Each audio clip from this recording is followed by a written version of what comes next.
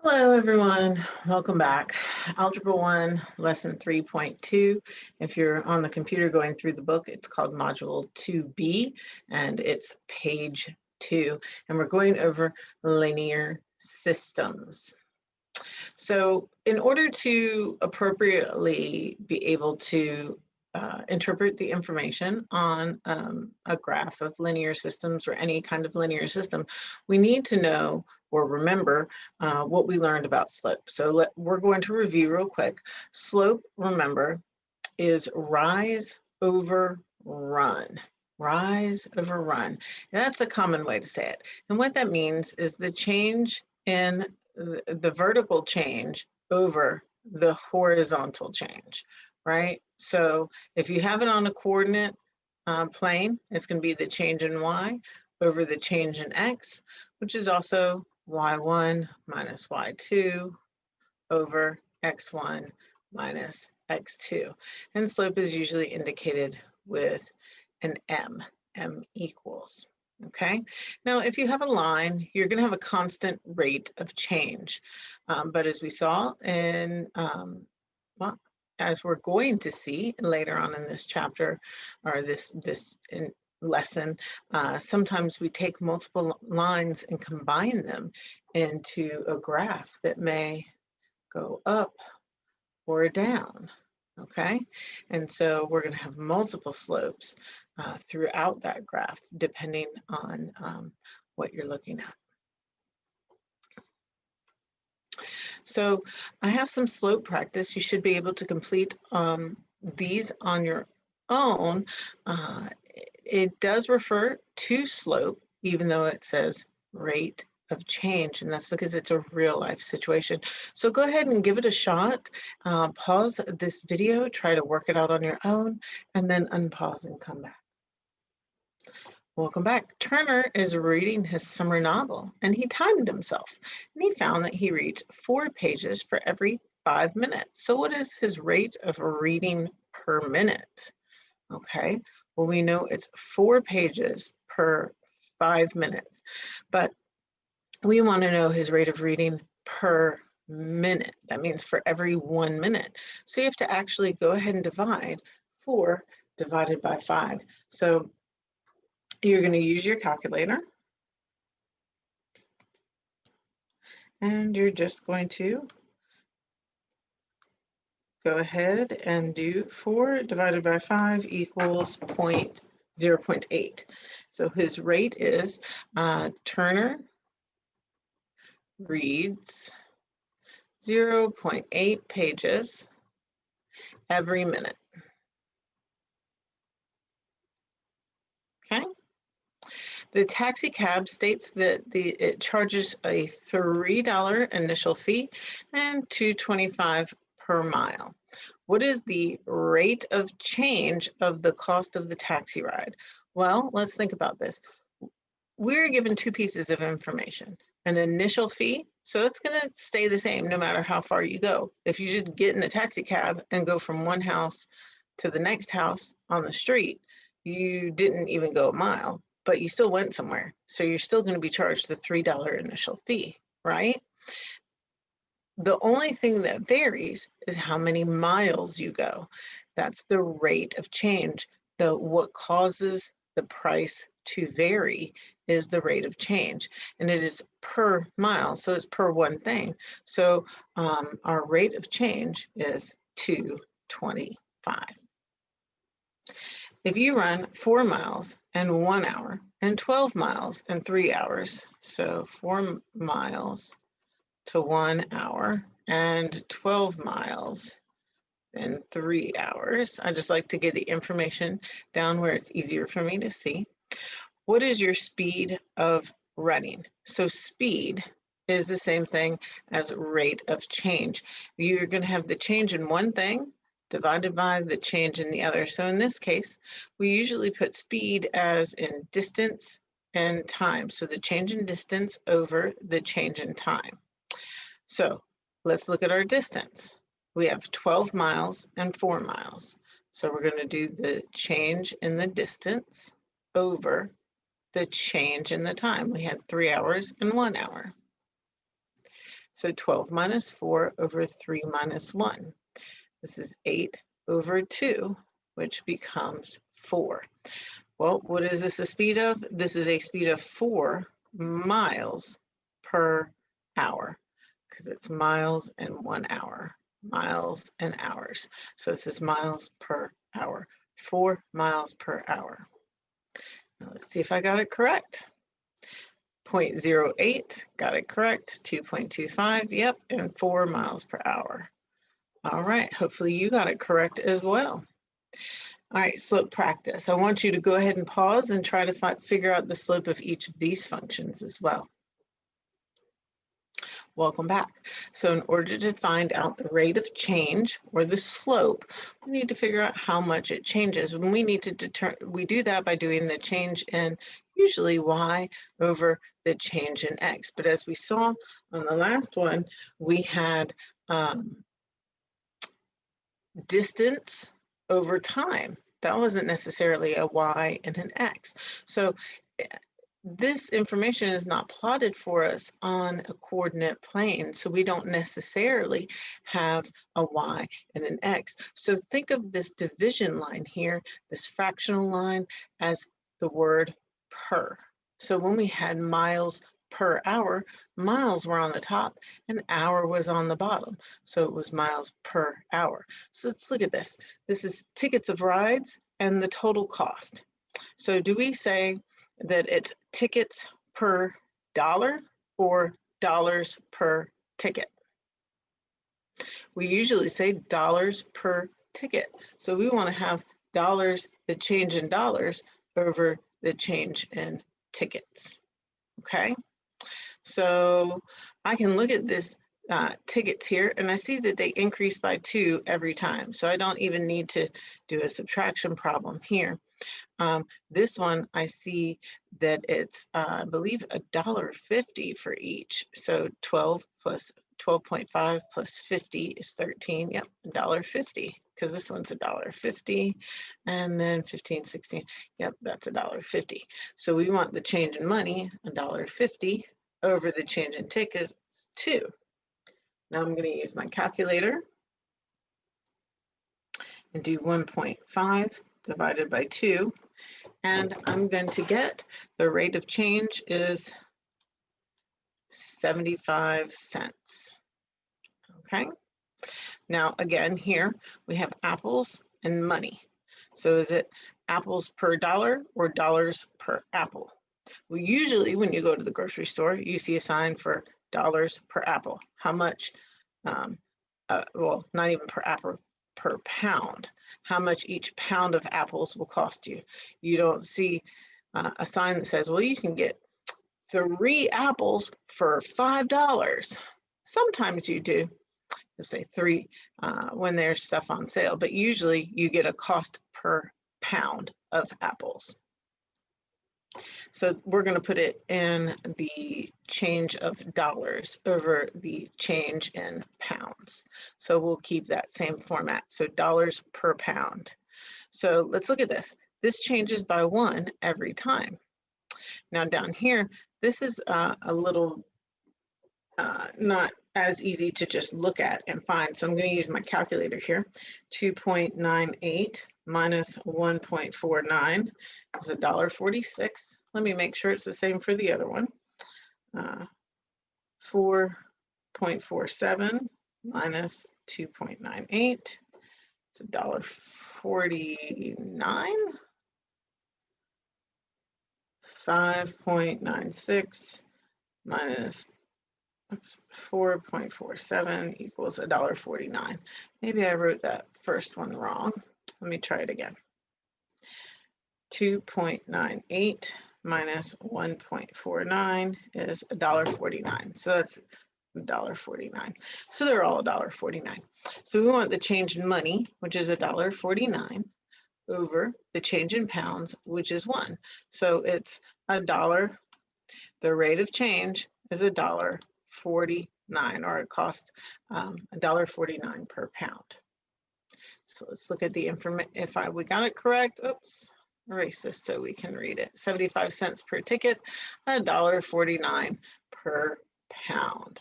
All right, I hope you got that correct as well. You're doing great. Let's continue on.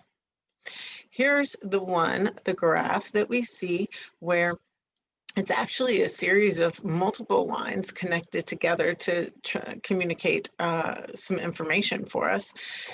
And so we have a line that goes from July to August, a line that goes from August to September, from September to October, from October to November, and from November to December. Each one communicates how the price of gas, and we can see using this linear model here, that's graphed, how it has changed, right? So we're going to answer some questions based on this real life example, this model, right? What is the slope of the line from November to December? So we're looking from November to December. So we want the rate of change, the slope. Well, this one was 1.35 and this one is 1.45. So how much did this change? Well, it changed by 0.1 price of gas. So we're going to put 10 there, okay, for 10 cents, because we don't usually write it as 0.1 when it's money. All right, so 10 cents is our rate of change. Now, is it positive or is it negative? It's a positive increase. It increased. The rate of change went from 135 to 145. So that's an increase. So our rate of change here, or slope, is a positive number. All right, so between what months did the price not change? And that's going to be from here to here. We can see it stayed the same. The slope is 0. It is a horizontal line. So our answer is from September to October, right? Now, oops, I'm trying to erase this, make sure I keep it clean. What is the slope of the line between October and November? So from here we have, it looks like $1.50 to $1.35. This is an advantage of driving electric. You don't have to stop and pay for gas ever. All right, $1.50 to $1.35. What is the slope of the line between October and November? So we subtract the two. 150 minus 135 is going to be 15 cents, 0.15. And now we need to look at this. Did our price go down or did it go up? Our price went down. So this is actually a negative 15 cents, a negative 15 cents, because it went from $1.50 to $1.35. And you can see the slope here going down the mountain, that's a negative, going up the mountain, that's a positive. This is neutral, no slope, okay? So between what months did the price change the most? So where was it the biggest fall? Right? So here we see a fall, but that's only a 10-cent fall. This is a 5-cent increase. This is a 15-cent fall and 10-cent increase. So the biggest change is going to be right here. So between the months of October and November. 0.1, September and October, negative 0.15, October and November. There we go. All right, so here we have some comparison of slopes. I've got two lines graphed for us, and each of these lines represent a plant. We went and we bought 2 plants at the grocery store, right? 2 plants. And they both started out at the exact same height, okay? And so the graphs represent our growth that we had. For each of the plants, plant 1 and plant 2. Now you can see plant 1 grows at a rate of, a slope of 3, a rate of 3, and the second plant grows at a slope of 1. Just looking at these 2 lines and the growth of each plant graphed, so we can just glance at it and look, we can see that something with a bigger slope grows faster than something with a smaller slope. So this plant is growing slower than this plant. So you can say that the slope of a line, as it increases, the rate of change will increase and the function is growing faster. This function grows faster than this function does, okay? So here we've got two cell phone plans for us to compare. Oops, I did not mean to put the answers up. Come on, go away. All right, and I want you to go ahead and try to do these on your own, and then unpause the video and come back, and we're going to go over them. All right, welcome back. So we've got two pieces of data here, two cell phone plans, and we want to compare them and be able to answer these questions. So I know you gave it your best shot, and you probably got them all correct, but let's look at why they're correct.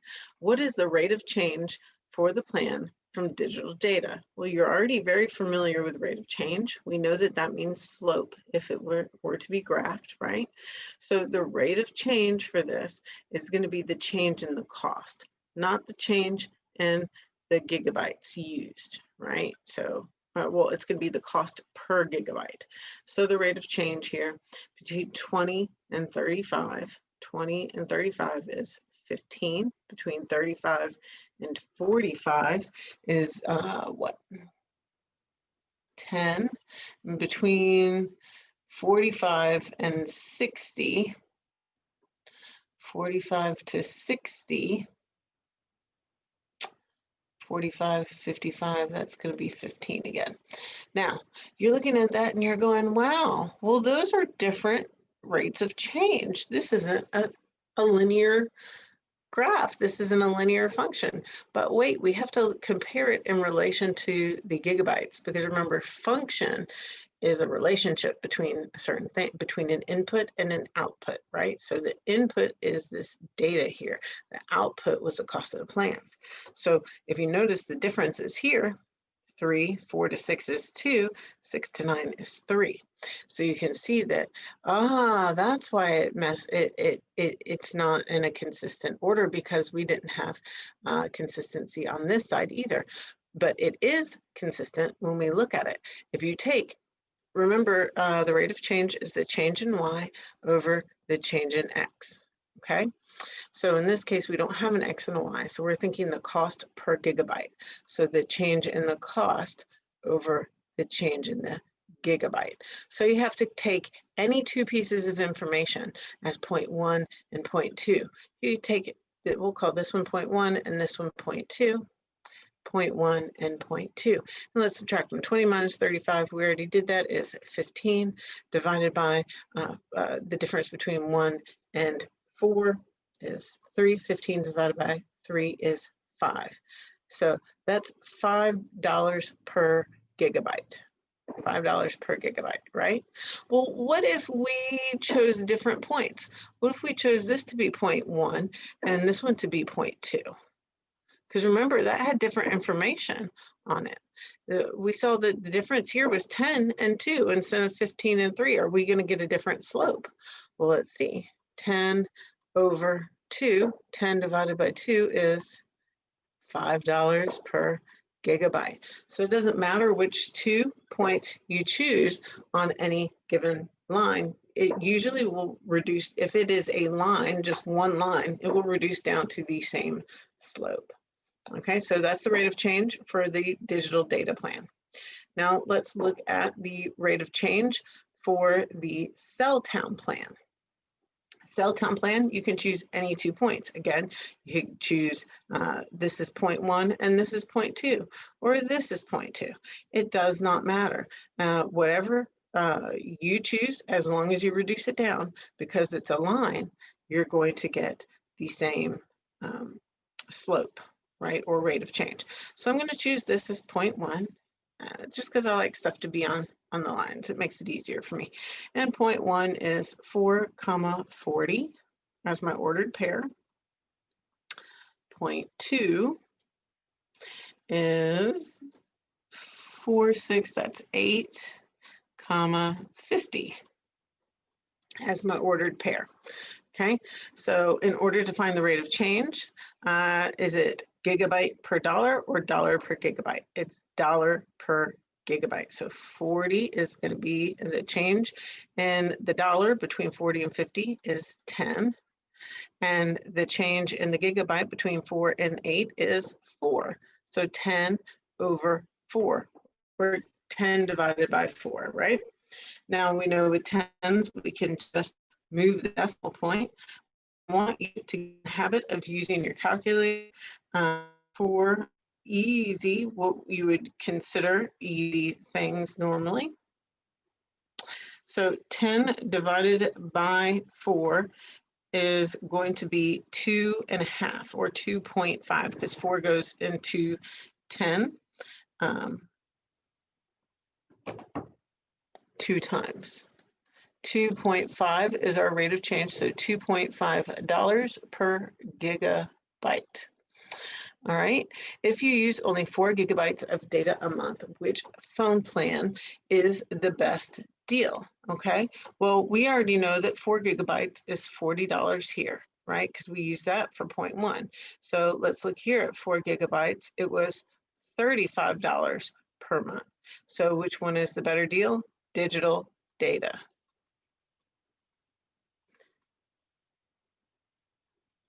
Is the better deal.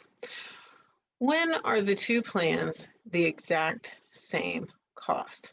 Well, we know it's not at 4, so is it possibly at 6?